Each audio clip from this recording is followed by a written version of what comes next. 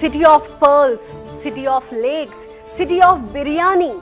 Yes, మంచి బిర్యానీ దొరుకుతుంది అనే పేరు నుంచి అక్కడికి వెళితే మంచి జాబ్ దొరుకుతుంది అనే వరకు ఎదిగింది మన హైదరాబాద్. 434 ఏళ్ల చరిత్ర ఉన్న హైదరాబాద్ ఆధారంగా కొన్ని నగరాలే పుట్టుకొచ్చాయి. Hitech city, pharma city, fab city. ఈ ప్రయాణం ఇక్కడితో ఆగిపోలేదు.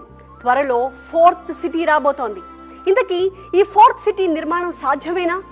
న్యూయార్క్ ని మించిన నగరంగా అది మారుతుందా, లేదా రాజకీయ ప్రవచనంగా మిగిలిపోతుందా? సాధ్యాసాధ్యాలు ఏ రకంగా ఉన్నాయి చూద్దాం.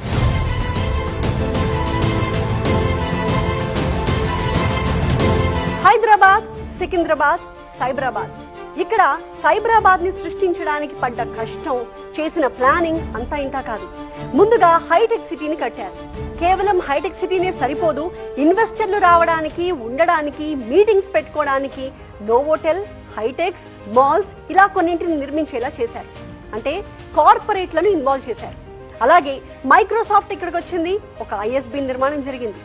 హైటెక్ సిటీకి కావాల్సిన హ్యూమన్ రిసోర్సెస్ కోసం ఇంజనీరింగ్ కాలేజెస్ కి పర్మిషన్స్ ఇచ్చారు. ఓవరాల్ గా సైబరాబాద్ క్రియేట్ అయిపోయింది. అచ్చం అలాగే పురుడు పోసుకుంటోంది ఇప్పుడు మన ఫ్యూచర్ సిటీ.